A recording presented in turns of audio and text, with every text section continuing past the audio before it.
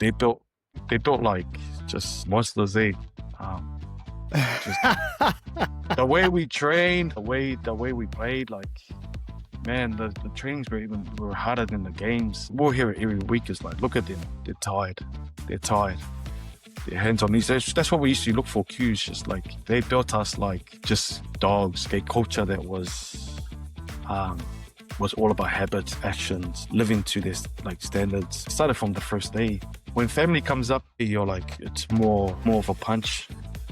Ooh. And it's one of those ones like, man, he's asking about my family and stuff. I'll run through the wall for this guy, you know. And that's how Polynesian boys are like, man. Like, if you want the best out of them, is you father them. The struggles that I've been through, like running with a broken leg, it wasn't gonna stop me. Like, when my mind was dedicated to something, I'm full on, me against the world. That was the mentality from young. Welcome to Coaching Culture, the podcast about cultivating culture and leadership. I'm Ben Herring. I've been loving this side of the game for bloody ages. Today's guest is Augustine Pulu. Augie has been a pro player since 2009, 16 years and still going, including 73 games for counties in New Zealand, 51 for the Chiefs, 37 for the Blues, including a stint as captain, 7 years in Japan, and tests for both the All Blacks and Tonga, where he's currently still involved. Augie is a player I've had the privilege of coaching, and to this day stands as a player that I respect hugely for what he does on the field and also what he does off it, the way he grows himself as a man and his family on the other side of the game. Augie, welcome to your very first podcast here on the Coaching Culture podcast. Thank you for my flowers, mate. Yeah, this is the first one, like you said. You know, I've always tried to kind of run away from all these kind of stuff, but I thought, you know, always love to chat with you, bro. So I look forward to seeing how this goes. Mate, I love it. So for a bit of context before we begin, mate, we were together at Hino Rugby Club in Japan, which is a truck company, and we were there through those COVID periods. So when everything was shutting down, we had all those restrictions, we got to know each other pretty well. You were captain, I was coach, and we had to deal with a lot of stuff at that time, right, mate? Yes. We can be here for a couple of years talking about these kind of stuff, but no, it was a good experience, especially the COVID time being in Japan, eh? Like, yeah, there was some tough times being in Japan regarding to trainings, being away from family, and can't even see your mates. A lot of times we were doing this. Yeah, we were, right? Having coaching conference calls over Zoom with all the people that could speak English. Yeah. And it wasn't just the COVID, was it, mate? There was like all sorts of, the company was in turmoil. There's all sorts of, issues with the company, some scandals involving emissions with their trucks and things like this on a bigger piece. We had to deal with the repercussions of some of that and some off-field stuff around some of our players during that COVID. It was testy, right? Yeah, bro. It was some trials and tribulations being in it came with blessings being in Japan and all that kind of stuff. But man, like, yeah, there was some tough period of time for the boys. I think they're still recovering now, especially with the Japan culture. Like, they don't really they always remind you every year at the beginning, the first day, what's happened in the past and, you know, what not to do and what to do. But that's, you know, it's on the bright side of things is being the underdog, you know, going and playing against, you know, the bigger teams and just giving a best shot. That was the cool thing about being in Japan. I love it, mate. And I think the listeners already, mate, will just sense the kind of bloke you are when you're talking about the blessing and the bright side of things. You certainly embody that, mate, in terms of you're always able to flick and see the good side of stuff. Now, mate, I'd like to start with this question, mate. How do you define culture? Defining culture. I remember listening to someone speak about it, and he made it really easy to kind of understand. And I was like, man, he goes, people like us do things like this way. That's how he started, and I was like, oh, that's pretty. That's, you know, defining culture to me is like, you know, actions, habits. It's like a way of living, I could say. The way you treat people. It's like a set of rules that you kind of built, and then, you know, the other side is to commit to it, and it's living to something that's higher than ourselves. I think that's what, if you put it to a team view of things is that's how you build you build a good culture. You get a winning circle. Then if it's not a good culture, then it gets a bit toxic. Yeah. Because end of the day, we do it. We try to build a good culture so we can just to win. To be honest, like every team, at the beginning of the years is always talking about how we're gonna get a hold of that cup or the shield. So yeah, that's for me for culture is it's just way of living, I guess. I love it, mate. Living to something higher than yourselves. Yeah, Yeah, and that set of, because you're right, every rugby team and every sports team starts off with winning as the ultimate outcome, right? But then yeah, to go backwards on that, it's that the set of rules that you commit to that are going to get you there, yeah. and that way you live every day. Oh, I love it, mate. What sort of examples, Augs, do you talk about when you think about things higher than yourself? What sort of examples would that be in a good looking culture that you've had? I could say like when we were down at the Chiefs, 2012 and 13, the 2 years that we won back to back, the Super, man, just the culture that we built on there from scratch. Um, they really Wayne Smith, Tom Corrigan, Straws were there the coaches back at that time, and they made us build our gym from scratch. So we were in there during preseason getting bit of our hands on into making this gym that we've moved into. Because at the time Chiefs was based at Waikato Stadium, but then we moved over we found a new place and we had to build everything from scratch. So they got us as we'll do training, we'll do all our strength, and then there'll be like a dedicated time where us players go in there and rip up the walls and clean up. So that's something that I can remember that kind of like I was like, oh man, this is like this is different compared to anywhere else that I've. So you actually physically, as your team, you'd go in there with a hammer and tools, and still be someone saying, "Right, I build that weights rack here and knock out that wall," and you actually fashion your environment as a team, like you physically got on the tools as a professional rugby team. Yeah. We didn't really get on like we didn't put all the racks and stuff because I'm sure they'll be waiting for quite a bit. It was during preseason, so it was more just smashing down the walls, grabbing all the rubbish that's been the walls that's been broken down, taking it out, dumps and stuff like that. And when you look around, you're like everyone's into it. You're seeing your leaders like at the front.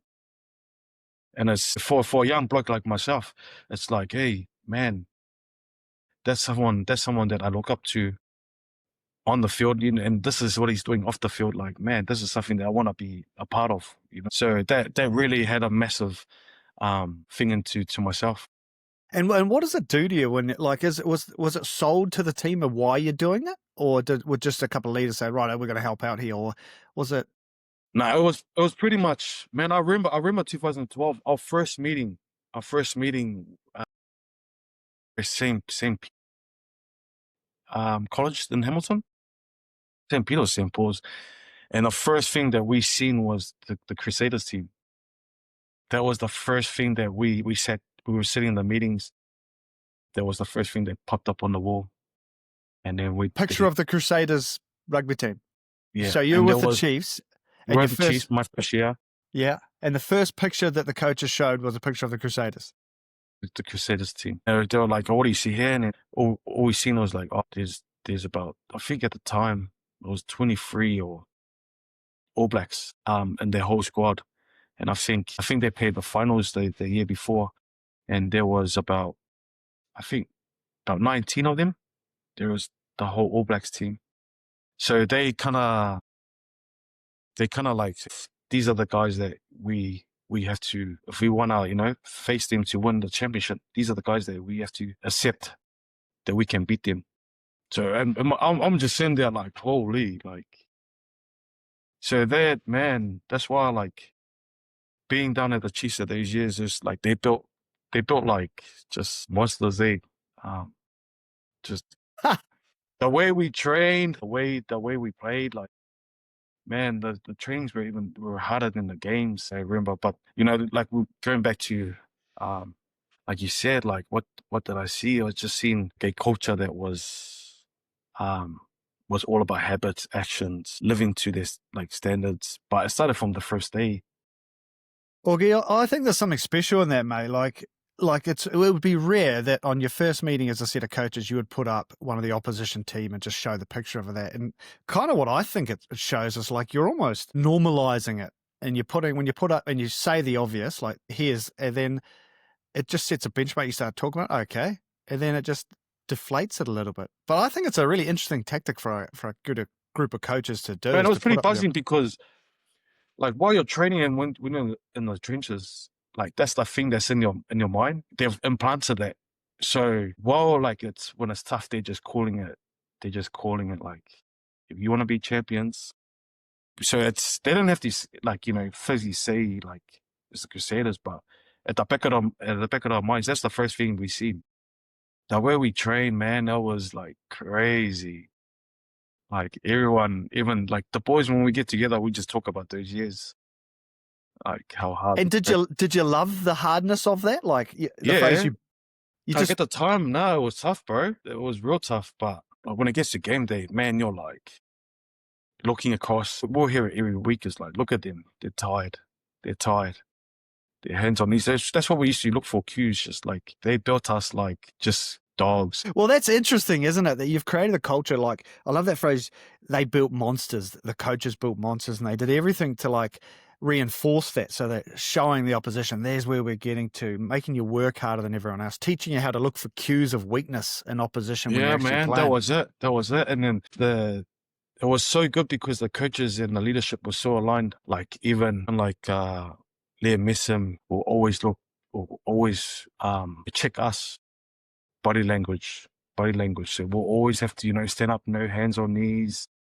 It was always like making sure that we looking each other in the eye, just to get that connection. When we were tired and stuff, you're connected. And man, yeah, those years were golden years that I've picked so much tools that I still use till today. What do you got for us, Hugs? What sort of tools do you keep in your? No, just regarding to the way I train, the way I hold accountable to myself, and the way I present myself with preseasons and all that kind of stuff. Just being professional, being kind to your teammates. There was a lot of like, it was my first year. So, usually your first year, you kind of get taught, this is how things work around here and all that kind of stuff. Like you say, man, it's important to put, your children to the right school, because, their friends is the way they're going to be in the future. So. Yeah.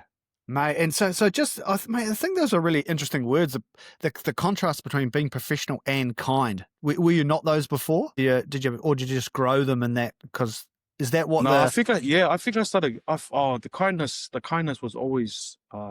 I don't know. I think my parents, they did a real blessing job on us as children. All my brothers are pretty humble. I wouldn't consider myself humble. I wouldn't say that to myself, but I would love to. Yeah, we just always had, just because I've seen my parents caring, especially my old man, my old lady, like they always put others before themselves. And that's just something that I grew up knowing, as kind of like catering for others than, myself, because I know that there's something higher that always going to take care of me. So I should be all good. And that's the faith aspect you're talking about. You got a strong faith. That's the faith. That's the faith side of things. Yeah, that's a massive part of who I am today. How does it keep you accountable, mate? I think it goes back down to the culture, like you said. It's something that you live for. There's something that's higher than yourself. As like at the start, we say, like I said I was a Christian, but I was still getting wasted and all that kind of stuff. And the more that I grew up, matured, and having a strong wife and faith, kind of opened my eyes up, like not actually living a Christian life, or living to the actions and the habits as Christians. And like we're never going to be perfect, but I think like how we were back then is way different to how I'm today. Did you think, well, when you're looking back, did you think sort of those excellent professional environments helped spark that sort of change or that click when you're talking about those Oh, well, environments? yeah, man, 100%. Just being around uh, guys like Sonny Williams, the captain, 2012-13, Liam Missam. Like, bro, there's so many leaders. Aaron Cruden. They're good people, man. They're good people. They're kind. They're real professional, but they help. You know, they help. We built a culture like it didn't matter who was in that jersey. We were backing them 100%. Like we will do. At the time, it was me, Caballo, Brennan Leonard. Yeah, Like good when selection. Brennan Leonard went down on the first game against the Highlanders, man, I was the next one up, and like they were there on my side the whole time. Like, hey, bro, you're meant to be here. They help. Is there anything that you need to do? Is there anything that we can help with during the week? And that's like, man, it's so we'll compete for the jersey, but when that person gets caught up for it, we'll one on the flip side of just preparing them to the best of their abilities so they can get the result that we're after as effective as a team. Mate, it's a really cool statement. Like, a lot of great teams with great cultures have that. It doesn't matter who's starting or not, you're always backing the others in your team. And that's not something which should be there in a lot of ways, right? Like if you're not playing, you're essentially not doing your job. You're not doing what you're there to be paid for. But how does an environment help flick that to make it, oh, well, how do you shift that, mate? How do you shift that mentality, like the disappointment of not playing, to then letting it go and then helping your mates? It's tough, man. Like it's like even to now, because I'm so competitive. Right, we all can competitive. Like when you don't start, when you don't play, and that's like you try to find ways of, like, I think for me as a young Polynesian boy at the time, like it's so hard to go and talk to the coaches and see why you're not playing and stuff. But the best thing about being down there at the time was like, if you want to play and want to know why you're not playing, then you come and knock on our door. And they kind of open those doors up for open relationship, going there and saying, hey, you've told me to do this and do that. I've done this, and why am I not getting picked now? And they'll be like, he is like his TKB still playing well and all that. You'll be like, you just have to wait for the opportunity. And it's back on you now to carry on what you've done. So you're not just ticking these boxes off and then you're back in a couple of weeks, you're not doing it again. So you got to keep on continuing it until you actually make the team. So you got to wait for the jersey to kind of have like for them to have a bad game or get injured or for you to get your opportunity. So that was something that they built that was like cool. And it's quite a nice phrase, Oogie, that if coaches can say it's time to wait for your opportunity. It just keeps the dogs hungry, right? That's part of that. Yeah, bro. But bro, that's the sentiment you're creating. I tell you, the jerseys don't get given. Like, you gotta like. I think the first year I won was earn the right to wear the jersey. That was a slogan for the team. Earn the right. That was earn the right. Yeah, that's so cool. Everything we'll do if it's mini team games, it's full on. It's full on. Like when I say full on, it's like getting into like scruffles, and these are like these are your Monday games that you're meant to just build back into the week. Preparing now, man. Back then, I was like, we'll compete for everything. No, that's cool. And the coaches drove that. They drove that. The players drove it. The Tuesday sessions, they're test days. Thursday sessions, every day. Like, once the team gets named, you see guys just strip up game. Like the guys that's not playing, it's like this is their game day. So Thursdays, I would like usually, so. And it's full on shots, like. And how is it encouraged? Like, do the coaches drive it? Do they sort of get in there and say, "This is test match"? Do they? Nah, they don't need to because the players do it. I think that's the difference. Like the coaches, obviously as a coach, you can kind of like differ it out on what you want, but it really depends on us players, and that's why it's a massive shout out to the leaders at the time. Like they drove it really well. It wasn't them. It was like a collective thing. Like at the start, this is the way we are. This is how like this is the way we train. If you like it, if you don't like it, grab your bags, scap it. So, but it will be full on. It'll be like fights. It'll be fights every training. I love that, mate, because probably general public don't appreciate how sort of brutal the game is sometimes at professional level. You're having fights. Like, it's just, that's going to happen because when you got people trying to hit each other hard, you're going to get Yeah, some. well, it's sometimes like give a pass and it's 3, 2, 1, smack.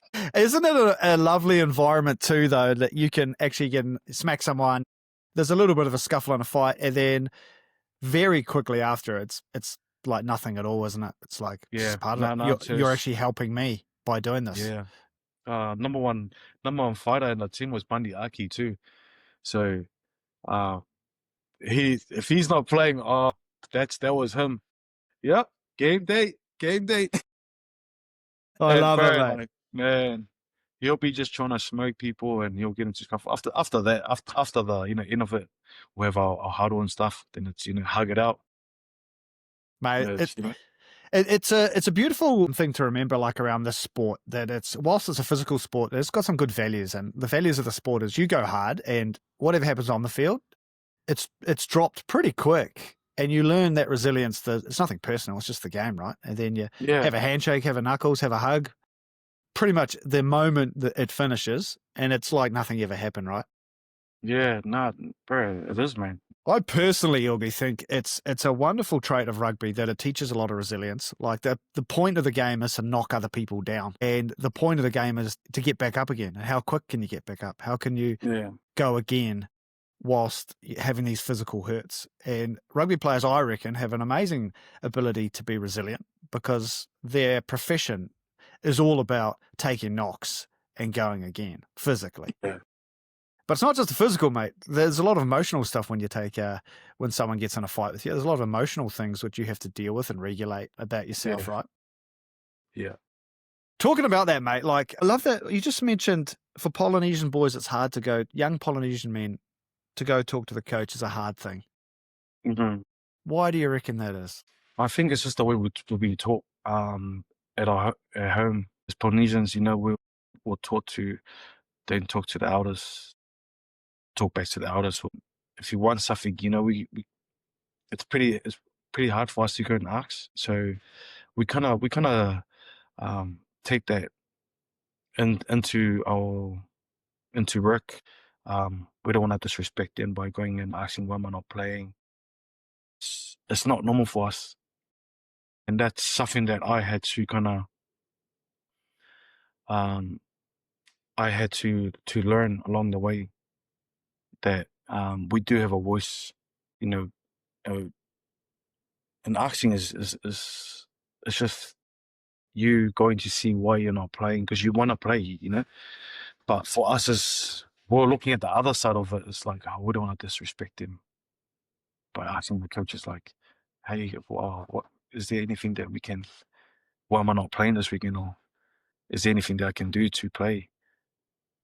It's just having the courage to go speak. How did those coaches, you said they left the door open physically and metaphorically for you to be able to do that. How does a coach help, particularly young Polynesian players that may be struggling with that sort of respect aspect? How do they encourage and open that door a little bit better so that it's easier? At the time, what they did really well was that they dedicated times slots. So you got to go in there and write it. Obviously, if you don't do your times, most likely you're not going to play if you don't go and see the coaches. Oh, like it's a dedicated one-on-one to go to the coach. Yes. So made it compulsory first. Okay. They made it kind of like compulsory first to get that relationship, open comms with you and the coaches and all that kind of stuff. And it just built into, a few years down the track, you really built that connection with your coaches that you can go and speak to them and ask them, what are things that you need to work on to play, or what are a few things that can make my game even better.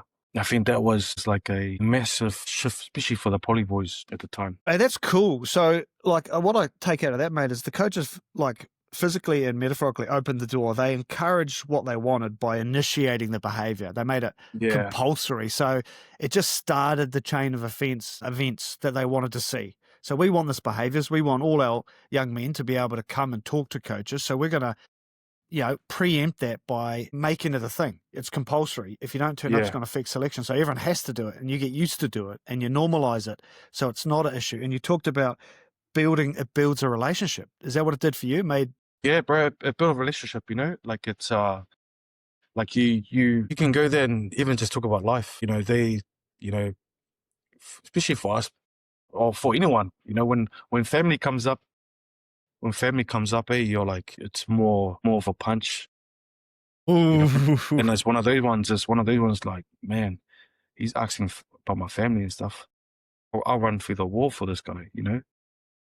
And that's how Polynesian boys are like, man. Like, if you want the best out of them, is you father them. You're not like, don't I don't think you really get the best out of them by yelling and all that kind of stuff. There's a few of us that we can take that where we grew up around the environment, the 90s kids, with, getting told straight up, what you need to do in that. But I think the best coaches that I've worked off as coaches that really made you feel like loved. Love that phrase. For a coach to be fatherly, Yeah, or I bro. guess motherly in the other respect. I remember that one of the trainings, and I asked Wayne Smith, I asked Smithy, I go, bro, what makes coach a great coach? And he said to me, he goes, son, you don't coach them. Everyone knows how to be coached, but you father them, you nurture them, and you show them love. And I was just like, oh, wow, that's honestly it. Like, one of us, like, like when I do talk to Smithy, it's different compared to everyone else. He actually has that connection with you while, when you have, when you have a one-on-one with him, it's deeper than just a game. And you never want to let your father down, do you? Nah, bro. That was one thing, is like when he spoke or any of the coaches spoke, it's, these guys, like, yeah, especially Smithy, for myself, when he spoke, it's like, yeah, I'm there. It's pretty powerful, mate. Like, it's a powerful coaching thing, which probably isn't spoken enough about it's not all about the X's and O's, like the skills and drills. It's about that other piece, how you build relationships, how you connect Yeah, with man, people. 100%. Yeah. Yeah, like, and this, like, this chat that we're having now is like, yeah, like Smithy was a massive part of my, I was just a kid trying to make super, and he was asking me, what is your goal? And I was just like, oh, I want to be an AP. And he was like, you can make it.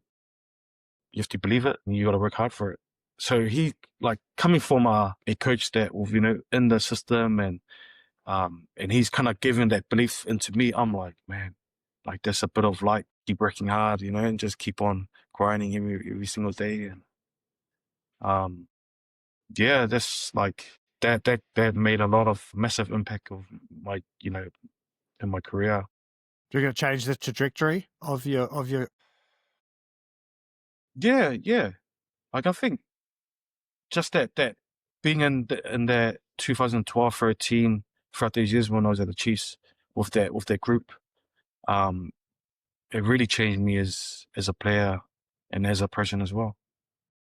Just regarding to the way that I present myself at trainings and all that kind of stuff. What The were you way doing I before, Augie? Run us through, like, what was the like what happened? What's your upbringing before that, mate? Like, how did that look? And leading up to that point, obviously you made it to the super, but how did things look beforehand? both of my parents are from Tonga, so my old man came here early, trying to trying to get us over. He managed to get us over there. So all my siblings are all born in Tonga. I was the only one born in Z. So when I grew up, my siblings are, a lot older than myself. I grew up, and my family were really poor family. And that's, I've always that kid that never hardly had lunch. Because my my olds were always, they have to go work. For my other siblings as well, they're really in college, and I was in primary. So I seen them struggle. I've seen hard times. So I always had a burden on my back that I felt like that my responsibility was being born in New Zealand. I've got this opportunity to try and make a living and try to take my family out of being in the situation at the time. So that was the drive throughout my whole career, or my whole, upbringing. What would you call it? I got into intermediate, and that's where, as kids from South Auckland, you're more exposed to more things than normal. And that's where, I've grown up being around my family, and, you know, with gangs and stuff like that. Wasn't heavily, but what's like, I think every Polynesian families, they when they walk through that door, they're good.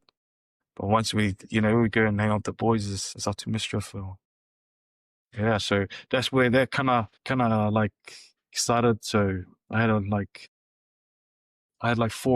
three friends. They're like family friends to me. And what we've seen growing up, we decided to try to become a gang. So that's where like, it was crack up, because I'll be the only one um working at the time. So I'll get paid $50 a month, and that's quite a bit of money for teenagers. So we'll walk down to the $2 shop and grab some bananas, and we'll see if we're actually Crips, and go look. The motto at the time was like, we don't look for trouble, but we don't go looking for trouble. But we're actually wearing, like, these kids wearing bandanas asking to get a hiding. Hey, so yeah, no, obviously the reason why I talk about this, because it's for us Polynesian boys, like in South Auckland, it's tough, man. The majority of us, we struggle with our parents. The majority of them have, come from the islands, and we just want to help as fast as possible. And joining a gang and all that kind of stuff is most likely the easiest thing to do. Yeah. And how did the rugby journey sort of take place, mate? When did you sort of realise, actually, this is a whole nother route for me to go down? Obviously, I was training at the same time, and doing that stuff, uh, trying to be I want to be gangster. Me and Ange, we lost our first child. I remember sitting there having, my older brother took care of everything. I was at a crossroad at the time. I haven't made it. Like, I was in counties at the time, but I haven't really made super. I was thinking to myself, man, it's easier if I just go down this route. It's quicker, but I don't want to be selfish. Hey, I don't want to see losing my son was a massive thing. I wanted to kind of make it up. Like, I couldn't make it up, but I was trying to find a positive way out. Yeah, it was buzzing, because he was born on the ninth. He it was buzzing because, like, it was on the ninth. The month was on September. Had bed, like, they had to, obviously bring him out at 9 in the morning. We got thing at 9 at night to go home. His pot was 9. So it was, my parents keep saying to me, like, man, and my brother and him was like, this is a sign for you to actually give it a go, like, give it a crack. I haven't even spoken about this, but yeah, that's when I really, like, what, I want to actually give it a go. Like, my friends and them will always be at my house, because my house was always the hub. Yeah. Yeah, we'll call it the hati, and everyone, or like, all the boys will come, we'll chill there and all that kind of stuff. But I'll sacrifice, and I won't drink with the brothers, and I'll go road running while they're drinking, or, I was more dedicated to just kind of getting back into track. Why, like, I was a young kid, I wanted to get my parents out. Uh, it's a lot of signs that, that's been given to me to give it a crack. So I just fully gave it a go, man. Never told. Like, I got injured in, so 2010, I got called into the Chiefs, so the preseason, and we were doing preseason. I think it was the third day, but I was widers at the time. So this is preseason for 2010 to for 11, and I was running, but I've been running like with my leg like this for a long time. Fozzie, they kept on Fozzie and them, hey, jump on the bike.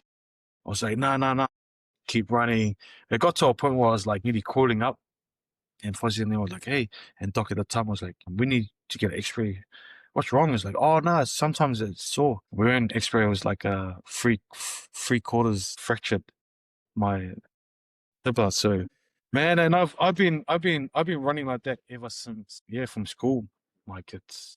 So you had a 3/4 fracture in your leg, and you were trying to do a pre-season full board training, and you just were so dedicated and not. I was just so dedicated, man. That you just kept running with this broken leg until the doctors dragged you out and made you get a scan. Yeah, it was after I managed to finish it. I managed to finish the hill session and went and got an X-ray. And usually fractures don't show up on X-rays. Yeah, man, I was heartbreaking. Like didn't pass my medical, so I went back home and had a couple of months off getting a hill. So I had to put bolts and all that kind of stuff.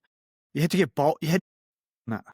We had to go in. They had to put in a couple of rods and a plate. Would you have kept going all season? 100%, bro, because like this is how much like I wanted it to get my my family out of the position they were at the time. Like I so wanted it so bad.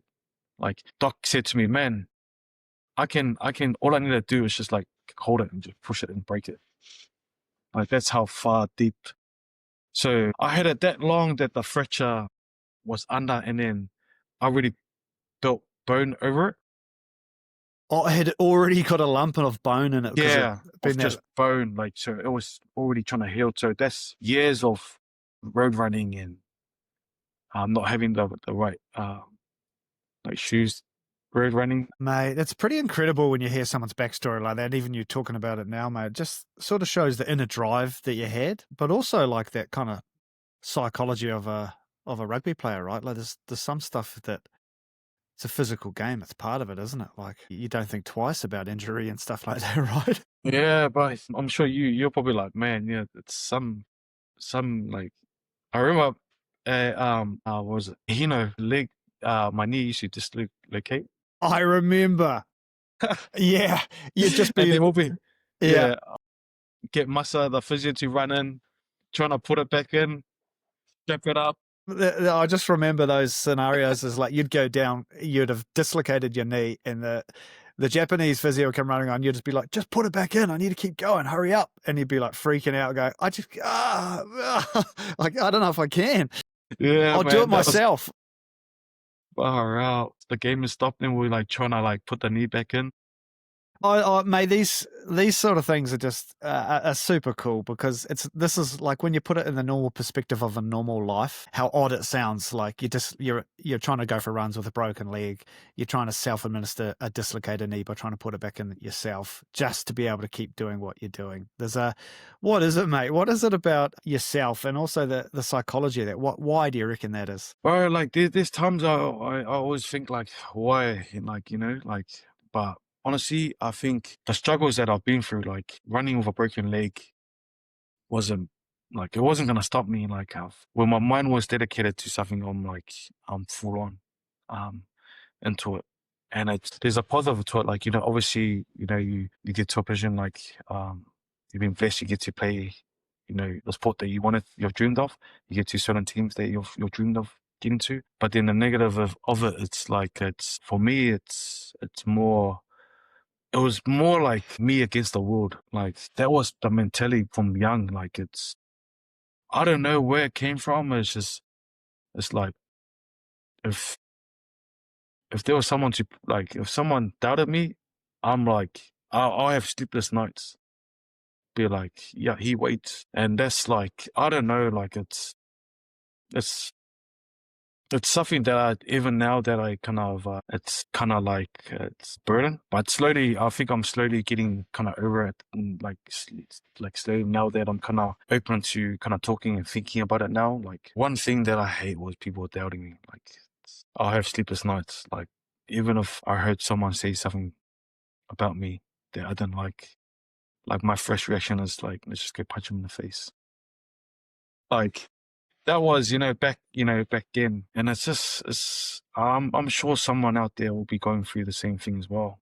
Yeah. What do you give advice like that, mate? Because there will be a lot of people like that. And how have you grown on that side of things? And what advice would you give to young fellas going through the same stuff? Man, to be honest, man, I think it was when I got checked, like I said earlier, about am I actually living a Christian life in that? That's what kind of like, kind of held me back. My wife is like a massive part of it. Even my parents will always say like, in Tongan it says, "Tamasita tō lahi," like, you got a big heart. Like, so I was always that person, like, if I felt like something, I would be like, just lose it. And my parents and my sister and my brother and them, like, that's why probably the reason why I got a lot of hidings from my brothers and them, just because, like, I don't know how to say it. Just never, I really don't know how to, Yeah. to put into words, but I think that, yeah, like I said earlier, like the Christian life has kind of built something that, like, this is the way you live. You call yourself this, you have to live it. But man, I'll be honest, like it's tough. Like it's tough. Mate, well, one thing about you, Augie, which I think is a really testament to your character, is it feels like you're really open to reach out to people you think can be supportive. I remember you telling me a story about Sonny Bill like actually sat you down and taught you about how to write a week and like how to write things down and make little goals and plans, and you took that on board, and then sort of that journaling became a little bit of your professional aspect.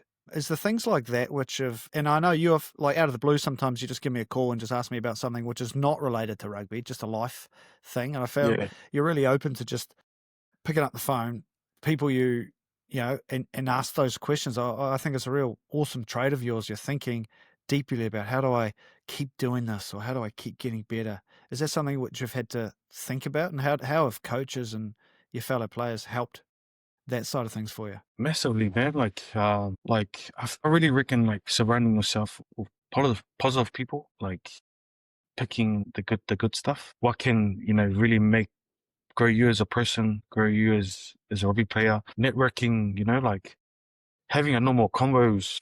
I think it's probably the best thing to do. Like just having a checking up on a brother, or checking up on another person to see how they're doing plays a big part. Like you said, Sonny was a massive um part of me being a professional as well. Like he sat me down and was like, this is what I do. I think it'll help you. And then he'll be just Monday, Tuesday, Wednesday, write down, and then he'll be like, okay, after, like, just say after the game, okay, on Mondays you want to gym, you want to do your homework, get clear on your roles, you want to do a sweat out, like things that's gonna benefit you. So when you get to the end of the week, before game day, you look back and you're like, I've banked that, I've banked that, I've banked that, I've done my recovery, I've done my fitness hits, I've done my skill, I've done my homework, recovery. You've done you've ticked off everything. So when it comes to the game, you don't have to, second guess yourself. You can just go out there freely and give it a go and see how you go. But for me, that has helped me, I guess, still play till today. The injuries that I've picked up along the way has taught me to be, proactive of preparing my weeks, to the way I rehab, the way I keep my body in tone. So don't have to get ready, but always be ready. I think that's exactly right. I think there's something cool which you've done. You've sort of trained the mad dog in you, and you've put Yeah, like a little bit of a checklist, and you've done it almost smarter, not harder. I think yeah, that's a shift where it's easy just to keep going harder, but at some point you need to, if you want to do this for a living, you need to be smarter in what you do. And what you've just said there is creating those checklists, listening to people that like Sonny, who have got good experience, and see what those ahead of you are doing, and just copy and paste. And Yeah. you're no less of a mad dog on the field because of it. You're actually better because you're lasting longer. You're preparing your body. Yeah. You're doing these little routines, which is just a smart thing to do. And I love the way you've curbed your own natural physicality and just given it some structure. Said, right, keep all that because that's what's got you here. But then here's how you really refine it. And I think it's a cool thing for a coach to realize, not to take that stuff which you can't coach out, which is the attitude to run on a broken leg, but then just to keep it, but then put some little frameworks around it. I think it's absolute gold. Yeah, man, it is, bro. And like, you know, like Phil Healy at the time, I was the trainer of the Chiefs. Like, cause like you said, like I'm a person that overtrains big time, especially with the injuries I got.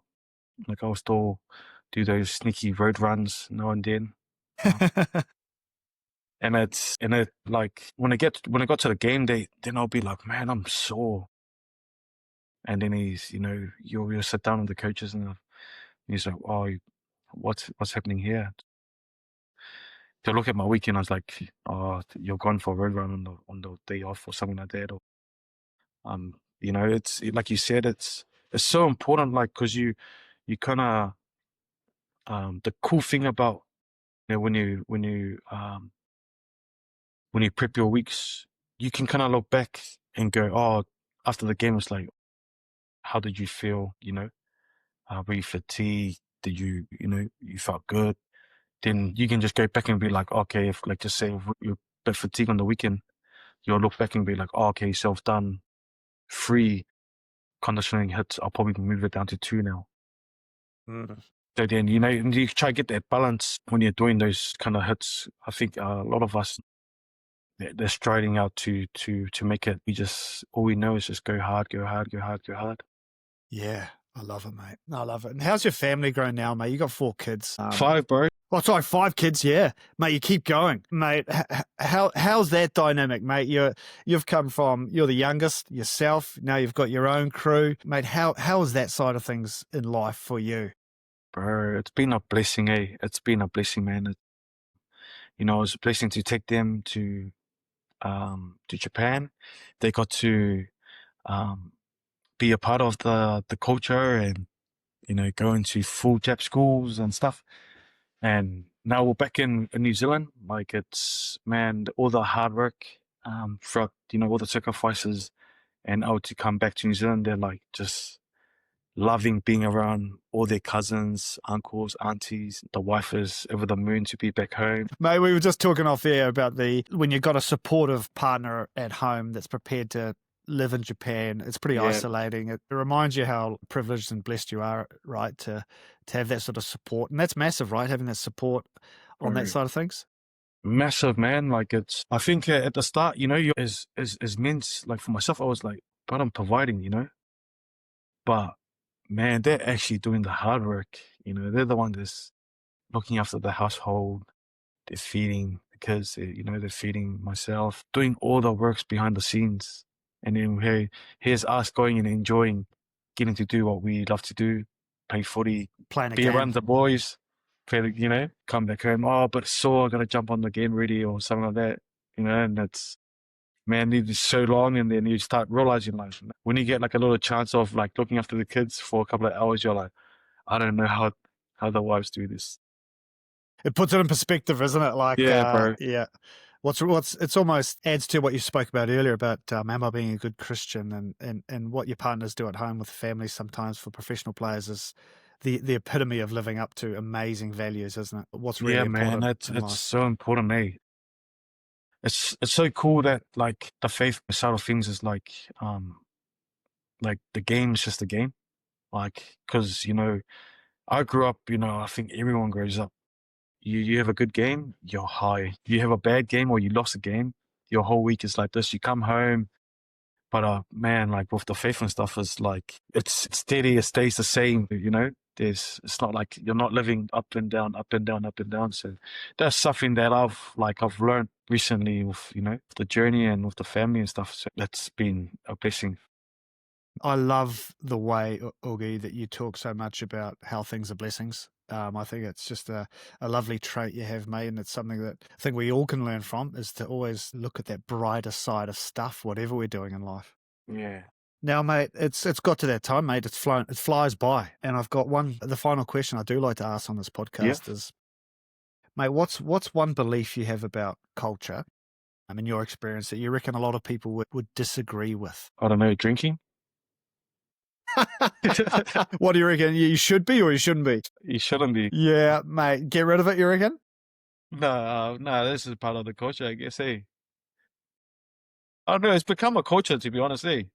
You mean there's drinking in rugby as part of rugby culture? Nah. Or you reckon it should be gone? I'm just putting a leg. I really don't know, eh? I'm trying to figure out. Like, do you have any examples? Well, mate, I actually think I'm gonna raise that drinking one, because drinking's been it has been a big part of rugby culture throughout rugby's history. I reckon rugby's amateur roots, and having a beer after game is almost synonymous with playing rugby, and you don't see that as much in other sports. You don't see after a game of squash players go off and have a beer in the change room. It may happen, but it's kind of the expectation. Certainly 20 years ago, it was the absolute norm. And slowly it is definitely creeping out of the game as the new generation of athletes are working out, probably with a little bit more understanding of the detrimental nature of alcohol. Yeah. And if you want to be a professional these days, you can't write off a Sunday by having a huge Saturday night. And I think that is well known. And I'm certainly seeing in these younger generations of players that drinking is not part of the culture like it once was. And I think that's a great thing.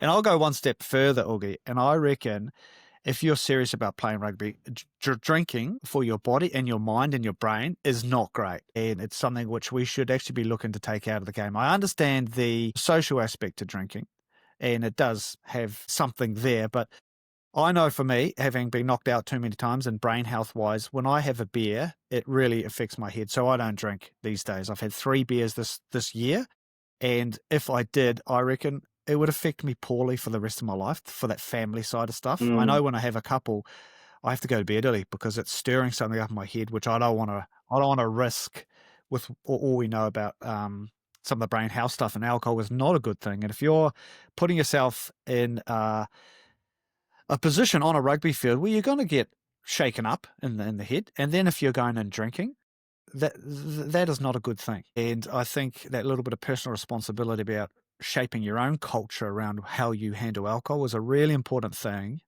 for this game and for you in it going forward. Totally agree with you, man. Like, it's like it can really hold us back with the way we present ourselves on a Monday, or it's not just a Monday. It comes to the next game as well. You're one day behind everything. So, like you said, a few kids out there that's really want to make it. Yeah, it's a sacrifice. Drinking. That's something that I had to kind of do because I was a massive drinker as well. Like, yeah, loved it. Especially being in Japan, and I think it got to a certain time where it wasn't like you said, couldn't get up for the family stuff and all that kind of stuff. It really affected a lot of things. So yeah, it's been about nearly 3-4 years now. I've had maybe 1 or 2 beers in those 4 years. And it's no surprise that you're still playing, man, playing great rugby because of it, right? Yeah, 100% of like sacrificing, and I just woke up just over it, to be honest. Wasn't keen no more. I've had, like you said, just too many benders that you just don't want to do it no more. And it's really helped me, prepare weekly, have a good mind, for your family, and good Sunday walks. Love it, mate. Yeah. Love it. Now, Augie, this is the end, mate, and I'd just like to sort of sum up my 3 takeaways, which I got from this conversation, mate. Number 1 is you said right at the start about living to something higher than yourself, and you were talking about the culture aspect, but you're also talking about, am I being a good Christian? And holding yourself to that account, holding yourself to something higher. And I just think that's a lovely phrase, not only for players, but also for coaches. And whatever your religion is, being able to hold yourself to a higher value, whatever that is a really massive thing about having that personal responsibility about you and where you want to go and what you want to do, and holding good values along the way. And I think for coaches, we embody that because we're essentially the top of the waterfall sometimes, and everything looks up towards our behaviours and what we're valuing. So to live to something higher than yourself is a massive thing to keep at the front of mind. Number 2, I love this phrase about coaches opening the door. You talked about at the Chiefs how the coaches actually made it mandatory for players to come and see the coaches to have one-on-ones because they wanted to initiate that behaviour of players being able to come to coaches and have a conversation with them. And so they built it into the schedule. They building that relationship so not just Polynesian players, but every player feels comfortable enough to be able to come and have a conversation with those that are leading the operation. And that is a great skill set. And I just think it's a wonderful initiation by the coaches to actually make it mandatory to start with, to encourage the behaviours they want to see. And number 3, mate, is just this concept of the more fatherly you are, the better you are at connecting with players on a deeper level. And you talked about Wayne Smith said anyone could coach, but to be a father is that next level of expectation. And we both said it, that when the relationship is like that of a father or a mother, you don't want to let them down at all. You will go out and do whatever you can to make your father proud. So as coaches, to shift it more than just as a coach, but to become that fatherly or motherly figure is something truly wonderful, and what a craft it is to try emulate that. Augustine Pulu, it's always a pleasure to catch up with you, my friend. Thank you for joining us on the Coaching Culture podcast. Thank you, bro. Appreciate it.